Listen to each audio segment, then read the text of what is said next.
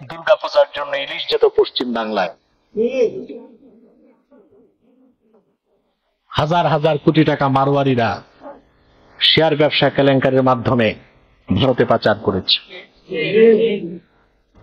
গর্ব করে তারা বলতো, আমরা ভারতকে যা দিয়েছি কেউ দেয় নাই। ভারতের প্রতি দেশের মানুষের এত ঘৃণা কেন? দেশ স্বাধীনের আগ থেকে ভারত এই দেশের মানুষের সাথে যে দুশ্মনী করেছে, পৃথিবীর কোন রাষ্ট্র তার প্রতিবেশীর সাথে এইরকম দুশ্মনী করে না। ওরা বলে আমরা ভারতের বিরুদ্ধে বলি কেন? প্রথমে তো বলি সেটা অমুসলিম অধ্যুষিত, পত্তলিকদের সংখ্যা বেশি, ঠিক কিনা?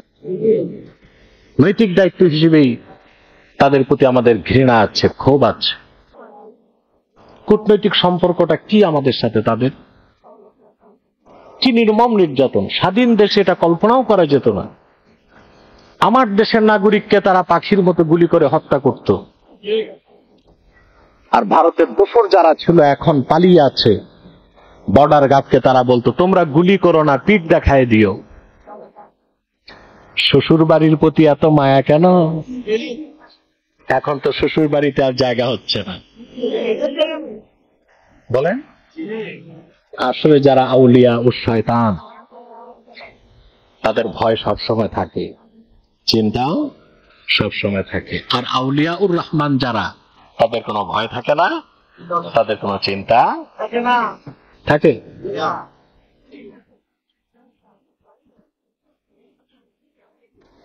তারা প্রোপাগান্ডা করতেছে যে বাংলাদেশে হিন্দুদেরকে মারা হচ্ছে, হিন্দুদের ঘরে হিন্দুরাই আগুন দিয়েছে, ঠিক না? হযরত ইমাম হাসান আল বসরি রাহমাতুল্লাহকে এই আয়াতের তাফসীর জিজ্ঞেস করা হয়েছিল। হাসান বসরি নাম শুনছেন? ওনাকে বলা হয় সাইয়্যিদুত তাবিঈন। তাবিঈনগণের মধ্যে শ্রেষ্ঠ মানুষ যারা ছিলেন তাদের একজন হাসান আল বসরি। হযরত আলী রাদিয়াল্লাহু তাআলা আনহুর কদম থেকে তিনি ইলমে মারিফত শিখেছেন। হাসান আল বসরি জবাব দিয়েছেন, পৃথিবীতে মুমিন বান্দাদের জন্য তাদের স্ত্রীগণ আর তাদের সন্তানগণ কখন চোখের শীতলতা হয় সেটা কিভাবে? তিনি বলেন, أن يري الله العبد المسلم من زوجته ومن أخيه ومن حميمه طاعة الله. سبحان الله.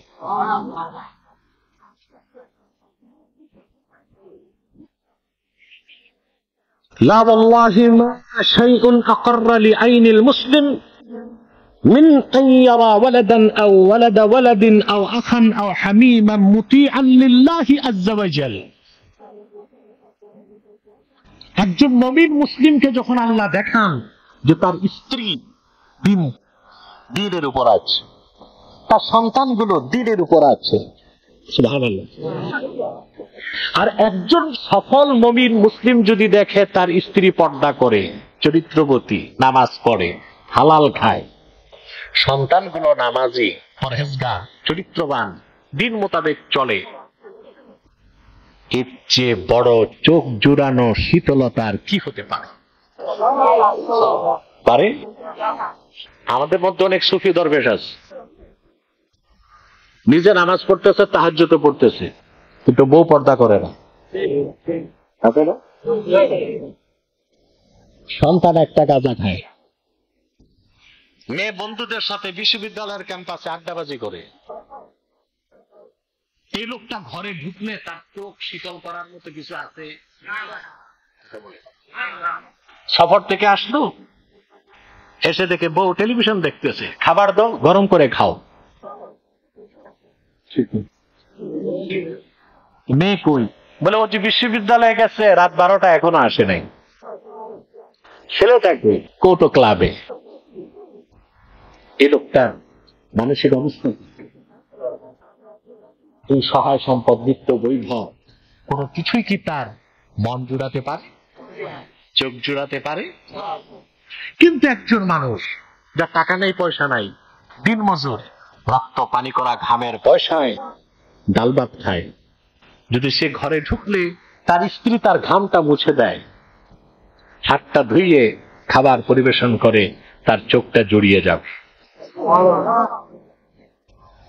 মেয়ে ছেলে এসে যদি জিজ্ঞেস করে বাবা কেমন আছো, জড়িয়ে ধরে, আদর সোহাগ করে, সুবহানাল্লাহ, তার মনের দুঃখ বেদনা নিমিষেই দূর হয়ে যাবে, তার চোখ শীতল হয়ে যাবে, তার মন জুড়িয়ে যাবে। সুবহানাল্লাহ। এটা দিনদার ইবাদুর রহমান হলেই এই নিয়ামতটা পাওয়া যায়। সেজন্য আল্লাহ তাআলা বলেছেন, যারা আল্লাহ প্রকৃত বান্দা, রহমানের অনুগত বান্দা, তারা আল্লাহর কাছ থেকে চেয়ে নেয়, কি বলে? হাবলানা মিন আজওয়াজিনা ওয়া যুররিয়াতিনা কুররাতা আয়ুন।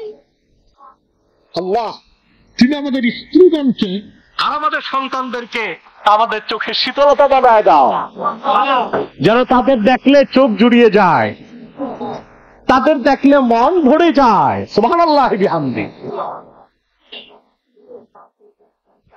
চোরগুলো যে পালাইছে, এ শান্তি পাইছে? কারণ ওদের গাড়ি বাড়ি ফ্ল্যাট সব তো দেখতেছি চুরির টাকায় ছিল। কিসের টাকা?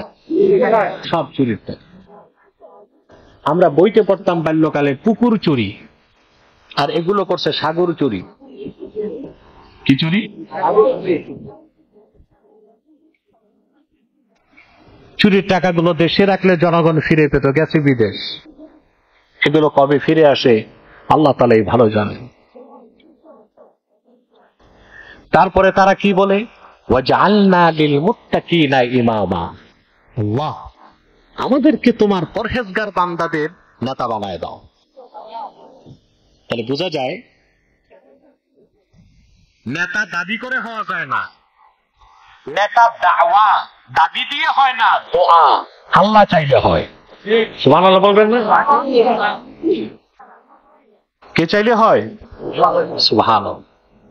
এটা আবুল কাসিম কুশাইরি বলেছেন, আল ইমামাতু বিদ-দুআ লাইসা বিদ-দাওয়া। আমি নেতা, এটা বলার দ্বারা নেতা হওয়া যায় না, দোয়ার দ্বারা নেতা হওয়া যায়। নেতা বানান কে? আল্লাহ। যদি নেতা হয় পরহেজগার আর কর্মীরা হয় পরহেজগার, আর চোরটা ওদের নেতা তো সুরটাই হবে। সুদখোর, ঘুষখোর, চোরটা, দুর্নীতিবাজ, কমিনা, শয়তান, লুটেরা, এদের নেতা কি ভালো মানুষ হয়? কথা বলে ওই রকমই হয়, খারাপ হবে না। পরহেজগারদের নেতা হবে পরহেজগার, মুত্তাকিদের নেতা হবে মুত্তাকি। বলেন সুবহানাল্লাহ। এটা কিভাবে নেতা হবেন? বড় বড় পোস্টার লাগায়। কত পাতি নেতা দেখলাম, বিশাল বড় বড় ফেস্টুন, এগুলো নিয়ে লাগাইতো আবার আমাদের নাকের সামনে। আক্রোশটা কোথায় দেখেন? লাগাইতো কোথায়? নাকের সামনে। আমরা কিছু বলতাম না, এই জন্য যে সাতার নেতার ছবি থাকলে কি না থাকলে। এখন কই নেতাগুলো, কই আর কর্মীগুলো কই? কেউ তো খোঁজ দেয় না, কথা বলে না। আগে যারা স্লোগান দিত, অমুক ভাইয়ের চরিত্র ফুলের মতো পবিত্র, আমরা দেখছি কাফের বেঈমান মুনাফিক নেতাদের চরিত্র কুত্তার মতো না।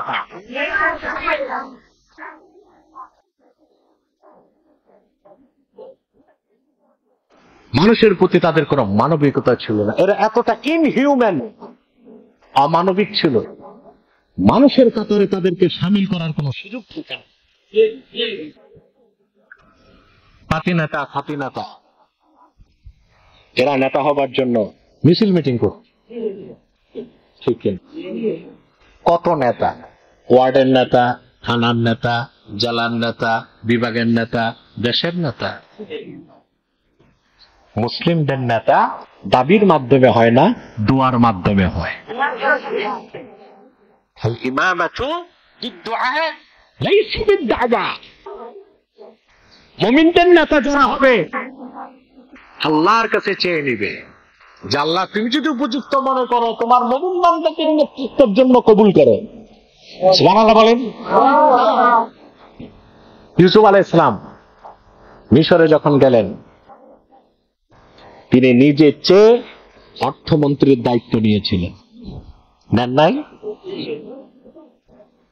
আল্লাহর কাছে তিনি মঞ্জুর করিয়েছেন। সুবহানাল্লাহ।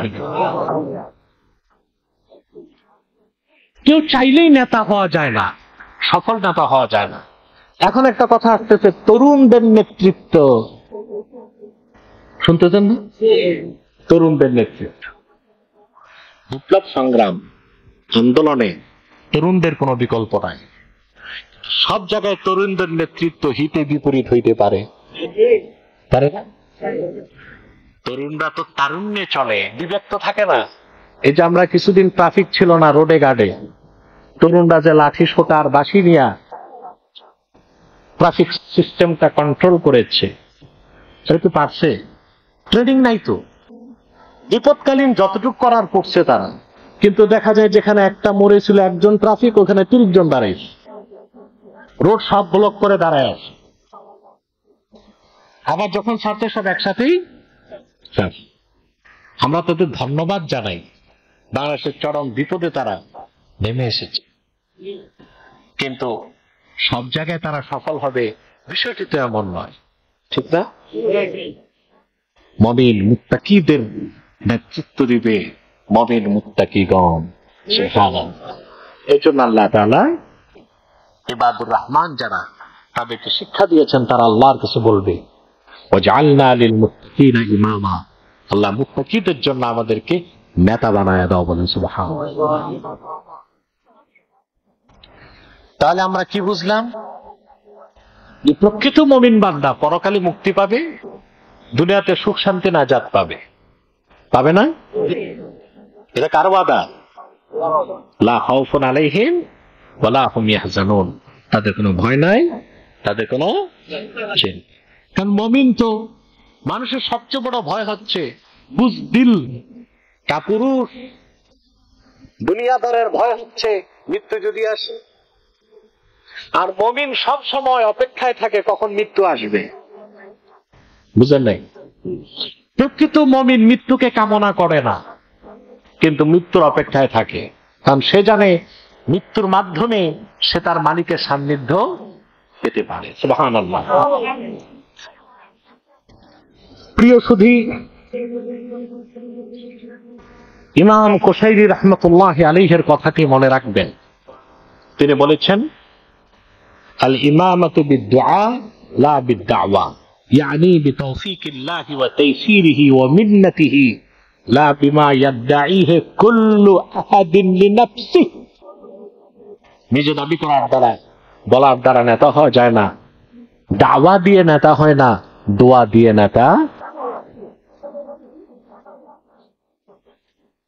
এরপরে আল্লাহ তাআলা মুমিনদেরকে শিক্ষা দিয়েছেন যে তারা মহান আল্লাহর কাছে বলবে যে আল্লাহ তুমি আমাদেরকে মুত্তাকিদের নেতা বানিয়ে দাও।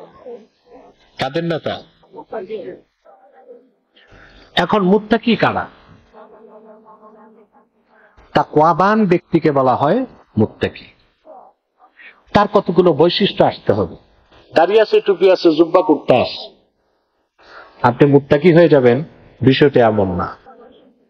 দাড়ি, টুপি, জুব্বা কুর্তা এটা তাকওয়া না, এটা লেবাসুত তাকওয়া, এটা ইউনিফর্ম। কি তো তাকওয়া কই? কোথায়? এখানে। ওটা কে দেখেন? সুবহানাল্লাহ। বাইরেরটা আমরা দেখি, লেবাসটা আমরা দেখি। কি দেখি? লেবাসটা দেখি। এখন এই যে দরবেশ দাড়ি রাখছিল ভোগা দিতে, পরে দাড়িগুলো সব মুন্ডায়া, চেহারাটা পুরো হিন্দুদের মতো দেখা যায়। এটা ভোগা দিছে না মানুষ?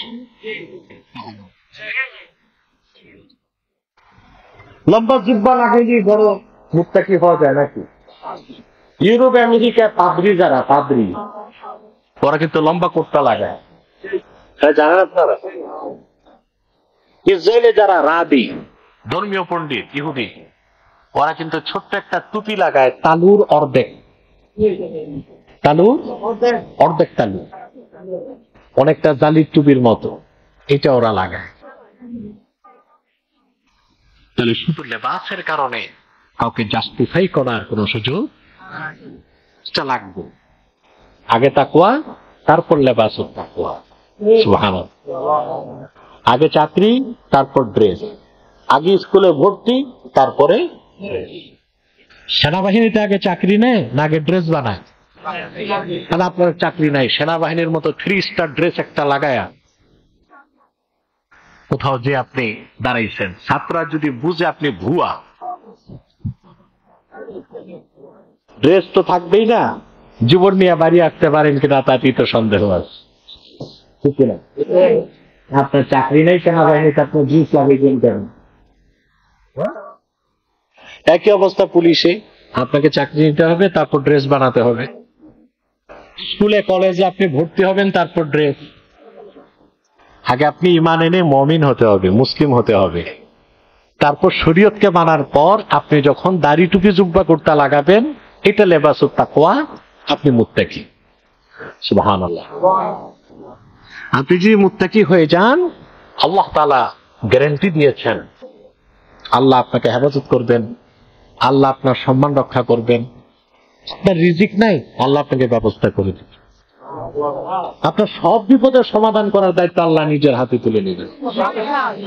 ওমাই ইয়াত্তাকিল্লাহা ইয়াজআল লাহু মাখরাজা ওয়া ইয়ারযুকহু মিন হাইসু লা ইয়াহতাসিব। উম্মত মুহাম্মাদের মধ্যে যে আল্লাহকে ভয় করে, তার সেফ এক্সিটের ব্যবস্থা আল্লাহই করে দেন। ইয়াজআল লাহু মাখরাজা, বাঁচার জন্য পথকে দেখাই দেন। ওয়া ইয়ারযুকহু মিন হাইসু লা ইয়াহতাসিব, আর সে ধারণাও করতে পারে না, এমন ভাবে আল্লাহ তাকে রিজিক দেয়। কি দেন? ধারণার অতীত। ধারণা রিজিক কিন্তু আপনারা বুঝেন না। আপনারা মনে করেন যে রসগোল্লা, চমচম, মিষ্টি, আম, জাম, কাঁঠাল, এটাই রিজিক নাকি? আপনাকে যে আল্লাহ এলেম দিয়েছেন, এটাও রিজিক। আপনাকে যে আল্লাহ দৈহিক সৌন্দর্য দিয়েছেন, এটাও রিজিক। এটা কি? মেধা দিয়েছেন, এটাও শক্তি দিয়েছেন, এটাও সুবহানাল্লাহ।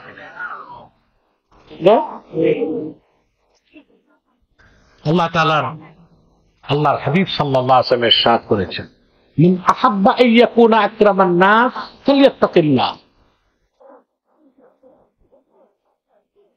যে ব্যক্তি চায় সে সম্মানিত হবে, মানব সমাজে রেসপেক্টেড হবে, সেজন্য আল্লাহকে ভয় করে।